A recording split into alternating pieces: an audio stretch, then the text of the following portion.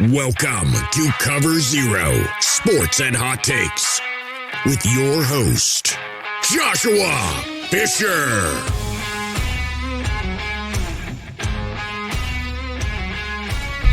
Just a few months ago, this was just an idea, and now we're actually here. I'm actually hosting a podcast. This is crazy.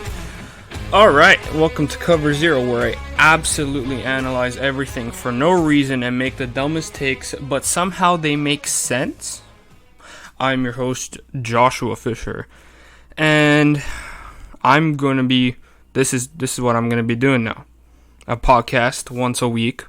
And I'm also going to be doing little YouTube side videos, usually 10, maybe 20-minute videos where I break down separate things or just make stupid takes like I would do here, but just not as in-depth as here on the podcast. The podcast is usually going to be around an hour long, but enough,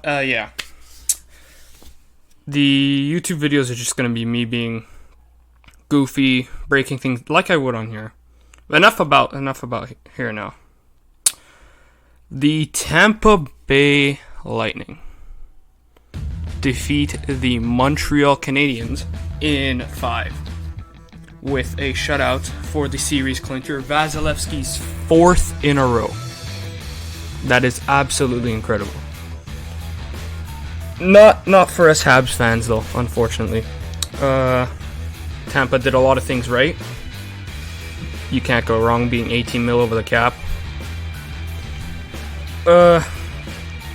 If it wasn't the Habs, I'd be cheering for Tampa to win it again, though. Their team is very likable. Vasilevsky's the next big thing in goalie.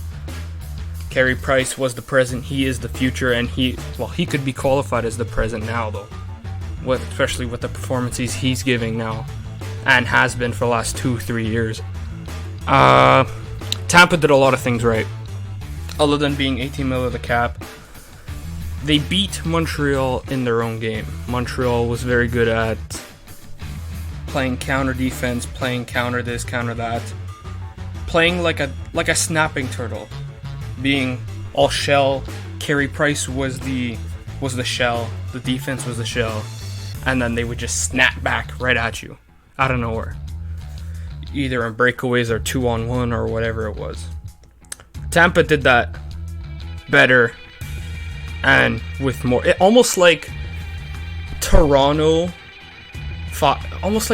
style offense mixed with a counterattack. And that it killed the Habs. And it beat them in 5. And now they're Tampa Bay once again. 2-time champions. It hurts. It hurts as a Habs fan, but what are you gonna do? They weren't even supposed to be there in the first place. Yeah. Vazzy wins the Conn Smythe. Great performances by him all through each series. Gets a shutout against Florida in the series clincher. Gets a shutout against Carolina. Gets a shutout against New York, I think 1-0, the same thing as us. They got on a penalty kill goal, shorthanded.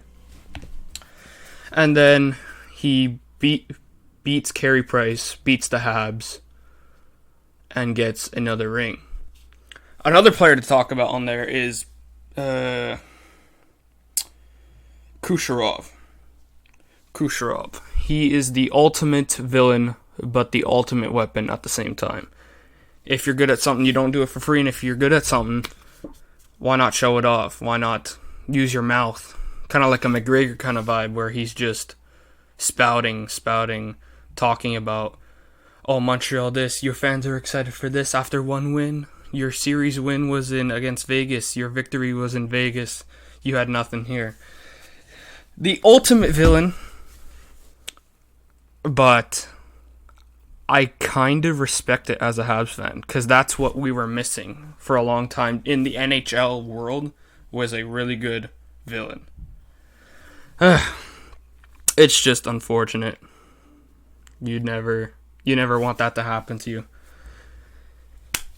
It's weird because I'm also a fan of the San Francisco 49ers, and a year prior, they lose. So I've had my two favorite teams go to the finals back-to-back, but lose in both. So what do the Habs do from here? You have Jonathan Drouin. What did they do with him? He's on LTIR. You still have 5.5 mil that you don't have to pay him. It doesn't count against the cap. Do you trade him? For who? Who's going to take him? No clue. Or you obviously got to expose him to the Kraken too, because they take him. You don't got to deal with him. You don't even got to worry about him. Even think about him. But you have to think about Shea Weber, who now has a career-threatening injury to his ankle and could very well be done playing in the NHL, which is very sad, very unfortunate for not just Habs fans, well, especially Habs fans, but NHL fans in general who grew up watching Shea Weber. Seeing him and Pekka Rinne retire, it's kind of signaling something. Soon it's going to be Crosby. Soon it's going to be Ovechkin, which I think they still have another 4 or 5 years. But, we're ending an era. These last 20 years have been a good era. But now we're entering the McDavid, Draisaitl, Austin Matthews, hopefully Cole Caulfield era. But back to the Habs and what they're going to do.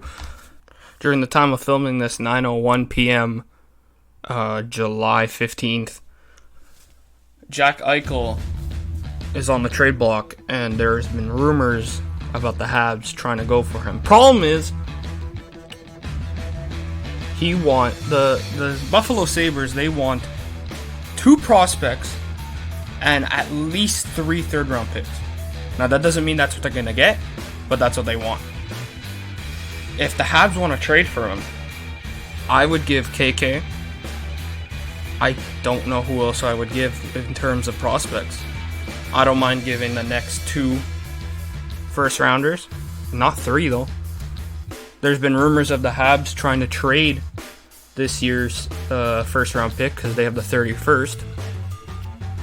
And this year's draft class looks a little bit slim in terms of talent. Other than Owen Power, who's absolutely going to kill.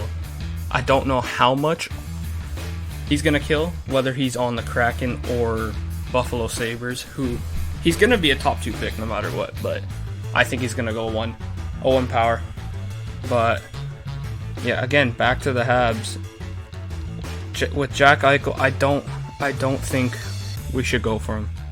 Because the second he starts losing, he becomes sort of like a Drouin, where he's just a crybaby and he whines and nobody knows what he wants. He wants to win, but there isn't a lot of places and a lot of teams that win where your players or your top forwards are over 10, being paid $10 million a year. Look at the Leafs. It makes no sense. But we have the cap room now, so maybe we do. I hope we don't. I think we could get much more. We could get better all-around talent in 3 or 4 different pieces rather than 1. We could fix the whole team rather than one spot. And we're not necessarily in need of a center. Suzuki is a top. I don't think he's a prospect anymore. Suzuki's just our future center. He's the guy going forward. He's the guy who's going to be hopefully your superstar center. He put up 41 points in each of his last 2 years, so he has 82 points in total. 41 points as a rookie is actually pretty good. But his second year as well, compressed season, 56 games, he had 41 points. Imagine what he would have in an 82-game season, probably about, I'd say 70 to 80 points, which is very, very good. It's nearly a point-per-game player, which is what we need. But with the money that we have now from Weber and Drouin and all the rest of the UFAs that are leaving Montreal, like Merrill, Gustafsson, I think we should go out and get another number one defenseman, because Weber's not going to be there next year, and we still have cup aspirations. I would get Seth Jones. I'd get Dougie Hamilton, who is a great offensive defenseman all around. He's a good shot pass kind of guy where he'll shoot it, get a good deflection or in front of the net. That's like KK and Gallagher's expertise there. They're going to get the puck from there and they're going to score from there. But we need to go out there and all around make our team all around better and not just in one spot. There's also been rumors of going for Johnny Hockey with Drouin and our first round pick and maybe potentially more. Johnny Hockey wants out of Calgary. He's been wanting out of Calgary. He's refusing to do contract negotiations with them. And he requested a trade earlier in the season, but they denied him and he kept playing for them. So, not sure what happens with that. But I think the first step in succeeding or trying to succeed is re-signing Luke Richardson and Ducharme, who we did to both. We re-signed both for 3 years. They will be here until the end of 2024, I think. Yes. We have a lot of great defensive prospects. Not great, but have potential to be great. We know about Cale Fleury. He's been in the NHL a couple times. He's played his last 20 games. He was just all right, not really noticeable. He had 1 point, couple pluses, couple minuses. He was just there, just another body, kind of like Gustafsson, except less offensive minded. So I'm not entirely sure what we do there. We also have guys like Otto Leskinen, Jordan Harris, maybe Matthias Norlinder, who was just re-signed. Those guys could maybe come in, play the 5th, 6th spot. They're all, except for Matthias Norlinder, they're all pretty short, like 5'8", 5'9", have yet to get their proper build going on, but they're all offensively talented and they have potential. So, who knows? Who knows right now?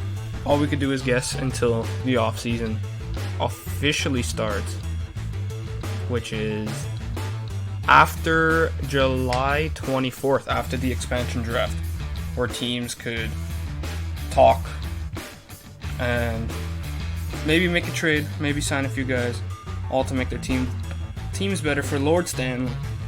But the Habs in particular, with Weber out, you have to put Sherratt still at the top line. Maybe you put Edmondson there. Edmondson, Sherratt. Then you put Petrie, Kulak, or Petrie, Romanov. That'd be interesting. Petrie, Romanov. I still think Romanov stays on the 5th, 6th in order to develop. I think it's going to be Petrie, Kulak at 2. Or let's start for 1. Sherratt, Edmondson 1. Petrie, Kulak 2. If Kulak stays, there's been a lot of bad news coming from Kulak and Bergevin. Apparently, they're not getting along, but that could be just rumors. But I've heard a lot since the playoffs has started that they haven't got along. Sort of like a Pacioretty and Bergevin situation where they're not clicking together. Something's not there. But if Kulak does stay, he's on RFA. If Kulak does stay, it'll be him and Petrie, and then probably Romanov and maybe Cale Fleury. Fleury or Jordan. Either one of them. That's all if we don't sign somebody, though. I'm just basing this off of what we have in our talent pool or in what we have in our system right now. As for offense, I think it's gonna stay Anderson, Caulfield, Suzuki. I think that's gonna be our first line. We're gonna have a shutdown line of, I think Lehkonen's staying. I think he's gonna sign a maybe 3-year, $1.5 million deal. He makes $1.5 million a year for 3 years. He's not gonna make big money, but that's okay. I think it's gonna be Danault, Gallagher, and Lehkonen. Hopefully Danault stays. I've heard lots of good things about the contract negotiation where he says he wants to win in Montreal, he wants to win for Montreal, and he wants to stay here in Montreal. So, I think he might sign 5x5 or 5x6, where he's making $5 to $6 million a year for 5 years. Maybe less if he's generous. But I don't think he's getting anything less than 5.5. So I think that line's gonna stay. I think they're gonna go. After that, the third and fourth lines have, I don't know. It's remained to be seen. I think Paling's gonna come up, play a center role. Evans is gonna stay. Byron's gonna stay. They're not gonna protect him, but they're not. Nobody's gonna take Byron. Seattle's not gonna take Byron. They're gonna probably take Jake Allen. That's what I either have them taking Jake Allen or Kulak. It just makes the most sense. I don't know if KK stays. He's an RFA. It makes sense to give him a bridge deal. But for how long? How long can you give a guy a chance? He's already had, 2-3 full years since he's 17? I'm not entirely sure, actually. Yeah, he's played 3 full years in MTL, Montreal, and he has 171 games played, 22 goals, 40 assists, 62 points, and it has a plus-minus of -11 during that time. I don't know. Whenever he's on the ice, he looks clueless. He looks lost. He's trying to follow everybody else. It doesn't come natural to him. So I don't know what we do with him. One interesting guy who I think the Habs should and will sign is the left or right winger. He could play both. Mike Hoffman. He is 31 years old. Last year he had 52 games played, 17 goals, 19 assists, 36 points. I think he's just a good guy to have on a third and fourth line and on the power play, because that's where all his goals come from. He's savvy veteran who's good on the power play, and that's what you need for the Habs right now. So I think a mixture of him and Dougie Hamilton on the same team would be very nice for our struggling power play. And I think that's going to help us during the season, because we have we went from one of the supposed easiest divisions, which it was, because we shouldn't have made the playoffs at all. But we're going from that back to the Atlantic, where you have Tampa, who just won the Stanley Cup, Boston, who looks really good. You still have Toronto, who does lots of damage in the regular season. They just won the division. I don't know how well they do now, but you gotta imagine they still play pretty well in the regular season. You have the Ottawa Senators there, and I think they're gonna make noise. They could get a really good goalie. There's a lot of great goalie free agents. I think they're gonna be dangerous next year. You got the Florida Panthers, who just made the playoffs too. They looked really strong. Played against Tampa in the second round. Oh no, the first round. They played in the first round. They still looked really good against Tampa, though, for the games that they did play. They were putting up a lot of points against Vasilevsky, which is hard to do. The Sabres are going to do absolutely nothing. We don't have to worry about them. And the Red Wings, I don't think they're going to do much. I still think they're going to be one of the bottom feeders. Dylan Larkin's a very good player, though, and they're going to continue to build around him. So, you never know. You never know. Just as I'm recording, too, Ryan Graves from the Devils. Oh, no, Ryan Graves gets traded to the Devils for Mikhail Maltsev and a second round pick. Let's see. This is smart on Avalanche's part because they were going to lose Graves. Probably. I had them losing Graves to Seattle in the expansion draft. 26 years old, hit 50 points in 54 games, but he has a bright future. You could see his potential there. He just couldn't put the points up this year. Maltsev, he's 23. He made his NHL debut with the Devils. He scored 6 goals and 9 points in 33 games, which isn't bad considering it's his NHL debut in 33 games. And they're going to get a number 2 pick as well, number 61. I think it's a good trade for both teams. And it's a great way to segue into talking about the Seattle Kraken draft. And who do I think that the Habs are going to protect? I'm going to also go over the Leafs and about Tampa as well. Just because I think Leafs, Habs, and Tampa are the most interesting candidates for who they're going to take. I'd say Calgary too, but I think they're taking Mark Giordano just because he's old in his contract. And he's still a great player, but I don't know what's going on with Calgary. They're in the spot where the Habs have been for a long time, where they're good, but they're not good. They're not good enough to make the playoffs, but they haven't been good enough. They have been too good to get a good draft pick. So they're trying to figure things out right now. Johnny Hockey, Mark Giordano. They're going to protect Johnny Hockey, who they still have hopes, or not hopes, they still believe that he's going to stay with them, but he wants out. He just doesn't want to stay with Calgary right now. But I think they're taking Mark Giordano. On to the Habs, who they're protecting. I think they go 7 forwards, 3D, 1 goalie. I think they protect... On the defensive side, I think they protect Edmondson. No. Oh, no. Romanov is exempt, so it's going to be Edmondson, Sherratt, Petrie. Romanov's exempt, so you don't have to protect him. Suzuki, Caulfield, they're exempt. So you have to protect Danault. You have to protect Gallagher. Anderson. You're not protecting Tatar, because he's gone. You're probably going to protect Lehkonen. Jake Evans is exempt. You protect Foley, of course. Probably Corey Perry, and then Armia. Those are the 7 forwards you protect. And then you obviously protect Carey Price. You don't protect Stahl. You don't protect Byron, which they're not going to take anyway. You don't protect Jouin, because we want him gone.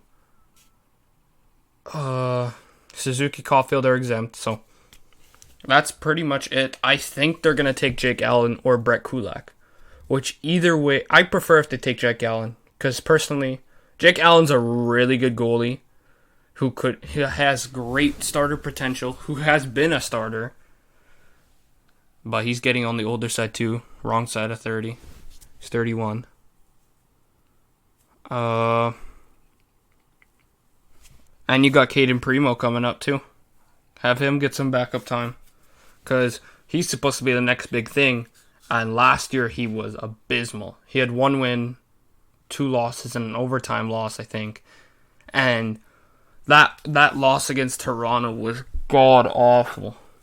So hopefully he gets his confidence boost back up. On the Leafs side, it's very interesting. I think they go 4 forwards, 8 skaters in total. So they get to decide, but I think they're going to go 4 forwards, 4 defensemen, 1 goalie. They're protecting Jack Campbell. You protect Marner's Matthew. You protect Tavares. And you protect Nylander. On the defensive side, you protect Morgan Riley, Jake Muzzin. You protect Justin Hall. And you protect either TJ Brody and Zach Bogosian. But I've heard Zach Bogosian doesn't want say in Toronto. So I don't know what's up with that. And you protect... Oh no, that's done. I think the Seattle Kraken's probably gonna take Kerfoot, which is kind of a big loss for Toronto. He's their first line center / winger. He's good on the power play. He's got speed. Works well with pretty much everybody. So Kraken's going to like a guy like him who has pretty much chemistry with almost all players. Whatever line he's on, he's going to help you succeed. Kind of like a Suzuki, but Suzuki's way better. Suzuki's got more of a playmaking factor.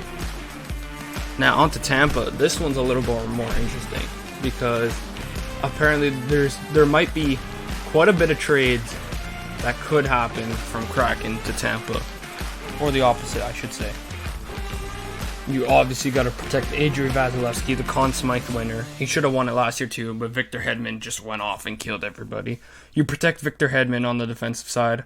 Mikhail Sergachev, Eric Chernak, and I think Ryan McDonough. As for the forwards, you got to protect Nikolai Kucherov, Steven Stamkos, Braden Point, Palat, Gord, Cirelli, and Alex Killorn. I think they won't protect Gord. I think they will and I think they won't. If they don't protect Gord, they're taking Yanni Gord. Oh no, wait, I made a mistake. They can only protect 3D. So you protect Victor Hedman, Sergachev, and Chernak. Ryan McDonough is probably going to get taken. If it's not Gord getting protected. If Gord isn't getting protected, they're taking Yanni Gord. But if Yanni Gord isn't on the table, they're going to take Ryan McDonough, who is very good. One-man dynasty. So yeah, those are the top 3 teams that are the most interesting when it comes to the expansion draft. Everyone else, it's kind of a wash. They're gonna have some good players, but when it comes to who you're gonna protect and how you do it and who has the most trade aspirations with the Kraken, those are the top 3 teams. Now, hopping off of hockey at the moment, let's jump into the NBA Finals. Suns versus Bucks. Game 4 happened last night. Giannis Antetokounmpo and Middleton they took the game. After making a spectacular block off of DeAndre Ayton, Giannis and Middleton they finish it, they close it, and the series is now tied 2-2. Which is very interesting. CP3 went from playing like a top 10 player in the NBA in the first 2 games to kind of being hidden. Devin Booker always being a superstar, putting up 42 points, just incredible. But Giannis is just a different breed. The Greek Freak. It's hard to replicate what he has been doing these last 3 years, from winning MVP twice, 2 years in a row, just before Nikola Jokic just won the MVP. He won Defensive Player of the Year while he won the MVP. So he won 2 awards and just didn't have the playoff success that he wanted to. But now after tying up the series, we could see Giannis finally get the ring that he has so long deserved. But speaking of deserving rings, CP3, man, 31 years old. Kind of I'm comparing him to Price right here. He has worked so hard and works so hard on teams. Just he's been bouncing back and forth between different teams. Kind of like Joe Thornton right now. He needs a ring. He deserves a ring after everything he's been through, after all the hard work he's put in, sitting through rebuilds, dealing with garbage contracts and garbage management by the team. Now's his chance to finally get it. Devin Booker's, how old is he now? 24?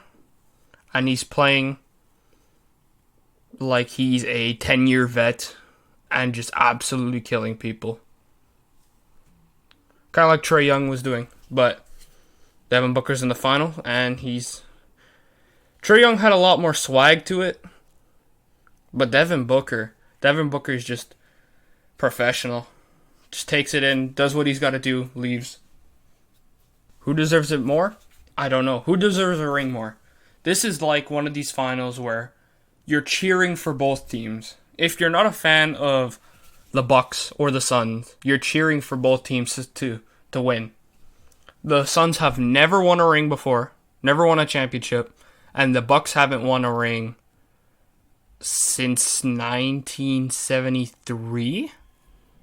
So, either way, whoever comes out of this, it'll be great either seeing CP3 with a ring or Giannis finally getting a ring after a dominant 4 years, first 6 years. Dude is 26 years old, and he's just absolutely murdering everybody. But, a lot of people ask, and a lot of people question, who are the top 5 NBA players right now?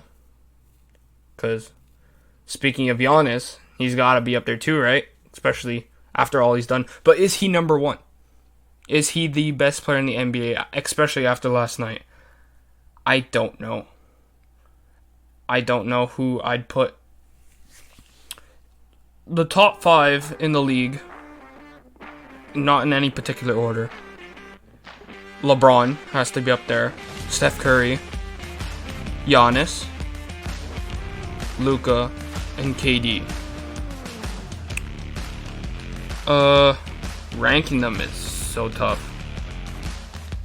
I'd put Kevin Durant, KD, the best player in the league right now.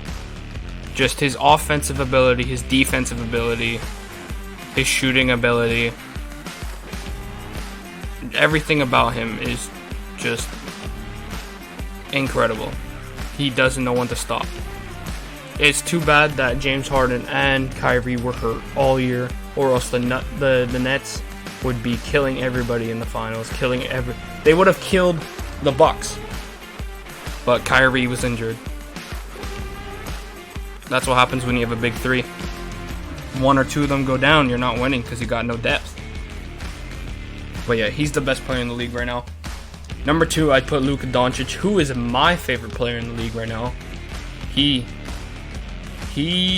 other than his defensive play, because that still needs some work. I know it's rough putting a guy in the number 2 in the league when he isn't great defensively, but he just kills everybody offensively. There's no getting around it. He has no chill. You can't stop him offensively. It's just a shame too on his part because he's on the Mavericks, who don't really know what they're doing. Porzingis, who was supposed to be his complement and supposed to be there, he was injured, and when he was playing, he wasn't himself. Or he just didn't play to the potential he has. And Luka can't do it alone.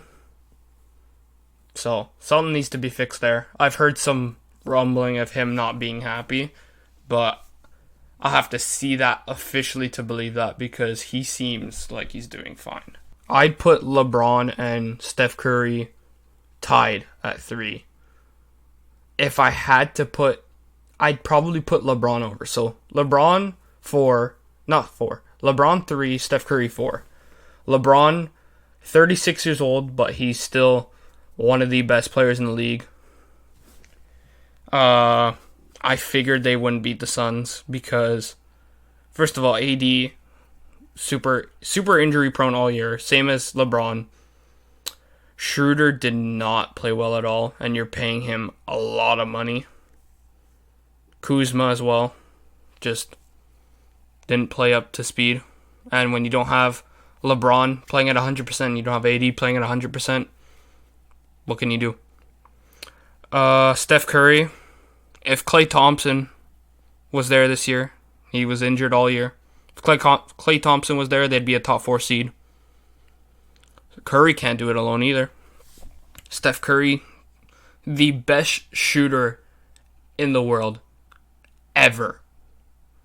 That dude, I've seen him at least 10 times this year have 4 guys around him, somehow miraculously takes a 3 and makes it. And he's done that like 20 times. I don't know how. I don't know what he's eating, but it's I don't know. It's incredible to watch. And then I know it's anticlimactic to put Giannis at 5, but I don't know. I'm speaking in terms of like pure skill, not like accomplishments. Because if it's accomplishments, LeBron would obviously be first, and Giannis would be ahead of Luka. But Giannis, just because he's at 5 doesn't mean nothing. There is so many great players in the NBA. He just has the incredible defense ability. Nope. If you're covered by him, you're not scoring on him. Offensively, he's like the Derrick Henry of the NBA, where he just plows through people, and he could shoot, he could dunk, he could do whatever. Just an all-around great player. That's why he won 2 MVPs in a row, and 1 Defensive Player of the Year that same year. He won MVP. He might actually get a ring. Out of all the players who are in this top 5 list, Giannis is the only one who's there. So maybe he should be stacked higher. Maybe he should be ranked higher. If he gets a ring, I'll probably rank him higher. And I want to see what he does the last 2 games. Because there's some games where he's kind of just not there. But that's only because he's been battling an ankle injury all playoffs long. But now he's just absolutely killing everybody. So the next game is Saturday. Game 5. Series is tied. I think that the Bucks take the series 3-2. I think regardless this series is going to game 7. But I think whoever wins this game 5 is, I don't know. I really don't know. I think they might win the whole thing, but I really don't know. It could go either way. If CP3 comes back to form, I think the Suns might take the win. I think the Suns might win their first championship ever. I'm rooting for both teams though. Both teams deserve it. Fought hard to get here. It's interesting because Kevin Durant, KD, was supposed to go, or he wanted to go to a New York team. There are 2 New York teams, the Brooklyn Nets and the New York Knicks, who are my favorite team. Problem is, James Dolan is an absolute idiot. He is also the owner of the New York Rangers, but he's completely hands-off with them, which is a good thing for the Rangers. This man has gone on record booting out NBA New York Knicks legends from the stadium. God knows why. When fans bring t-shirts such as Fire James Dolan, they ban the fans for voicing their opinion. James Dolan, I don't know what's up with him. He's power hungry. Power hungry as an owner. It's his way or the highway. And Kevin Durant didn't like that, so he didn't go to the Knicks. But now that the Knicks took the 4th seed and they lost to the Hawks in 5, I think. But now that they've had that 4th seed and they got the first playoff win in like 10 years. This could open up some more opportunities. Maybe some players are looking at it like, okay, looks like they're doing something there. Julius Randle wins Comeback Player of the Year. He couldn't do it all alone. You got some young players like Obi Toppin, RJ Barrett, who's coming to form. Canadian player RJ Barrett. So I'm not sure what they're going to do there. I'm not sure who wants to come to the Knicks. But I'm hoping for a bright future as a fan. That's all I could hope for. Suns and Bucks, Game 5, Saturday, 9 o'clock. I will be there. Now we're going to go on to a little bit more of a serious topic regarding the NFL and Richard Sherman. Yesterday, July 14th, he went absolutely berserk. There was an arrest for burglary, and then there was something about a DUI, and then he just snapped. He was going crazy. And then last night around 9 o'clock, there was reports coming out saying that he was threatening suicide on a 911 call. This is completely unexpected.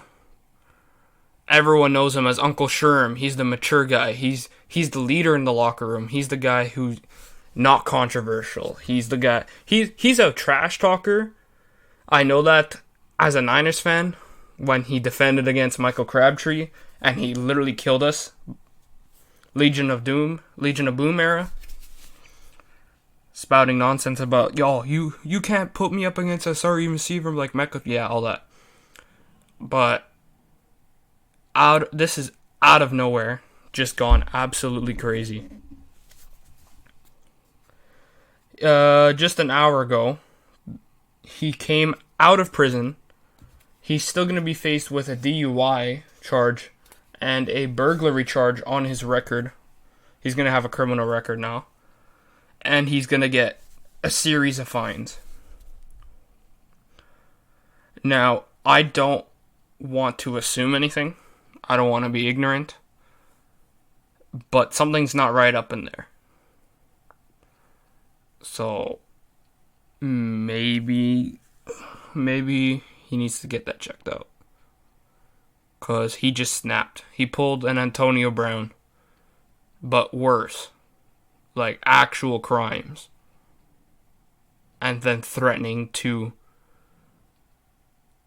do self-harm and whatnot. Like this is, I don't know. This is a very weird situation. Because you don't expect it out of anybody, but especially out of guys like Richard Sherman, who are just not about that. And I don't know. It's very weird. On a lighter note, today was the last day to negotiate franchise tags and whether you want a long-term deal or not. Little guy like Taylor Mutton, left tackle for the Carolina Panthers, just inked a deal of $72 million for 4 years. So he's nearly making $20 million a year, which is a very good deal for both sides, for him and Carolina. Dude has allowed 3 sacks in the last 4 years, which is absolutely incredible. He's taken, I think, 4 penalties in the last 3 years. That's crazy as well. He's just a solid lineman. And you give that kind of money to a solid lineman who doesn't cause any casualties to the quarterback, especially now that your quarterback is Sam Darnold, who needs all the help he could get because the Jets absolutely ruined him. I think Sam Darnold will prosper in Carolina, though. I'm not a Sam Darnold fan, but I believe in him. I believe he has the skill and he has the potential to be not a top 5 quarterback, but he could definitely be top 12, top 10 quarterback in the league. Guys like Allen Robinson and Marcus Williams, they decided not to negotiate long-term deals. Allen Robinson is probably out. He's probably going to get franchise tagged again next year. I'm not sure, but he is a great receiver, top 12 receiver, and he just doesn't want anything to do with Chicago, which I don't blame them. I don't blame them at all. Their management is flip-floppy. They have a new quarterback now in Justin Fields, who has a lot of upside, but they have no O-line, and he is their only good receiver. Darnell Mooney's trying to ascend. Rookie last year. He had a okay rookie year.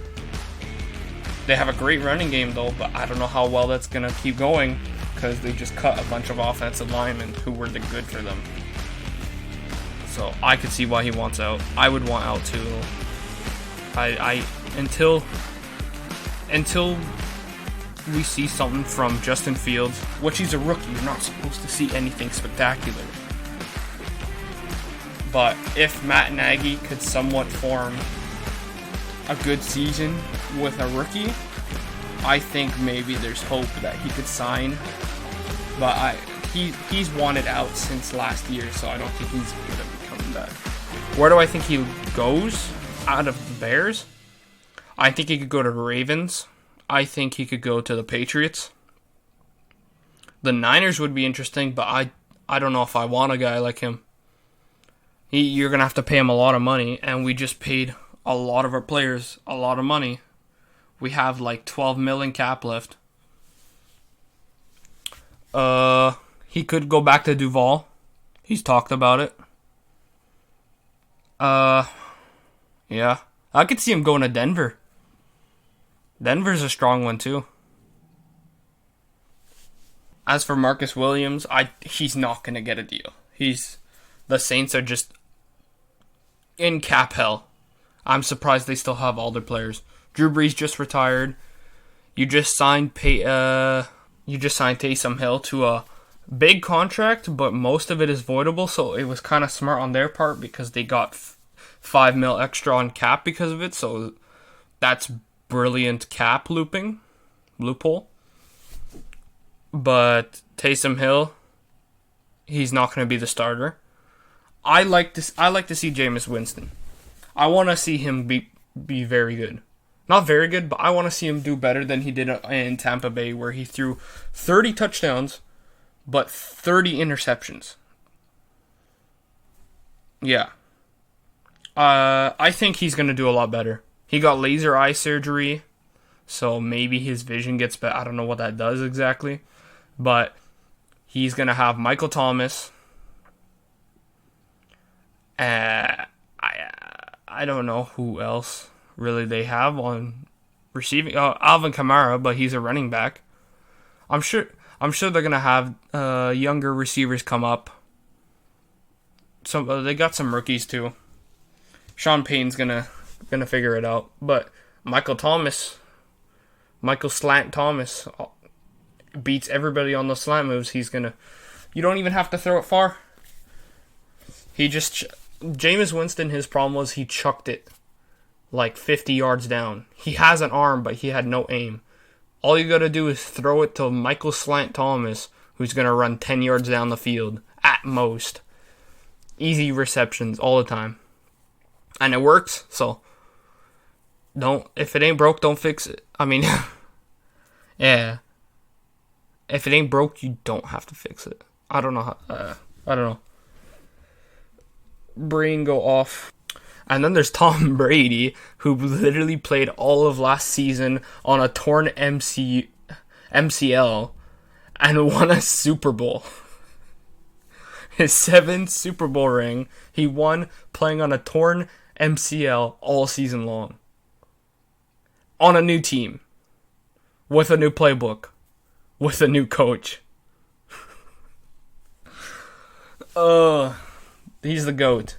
He's the GOAT for a reason.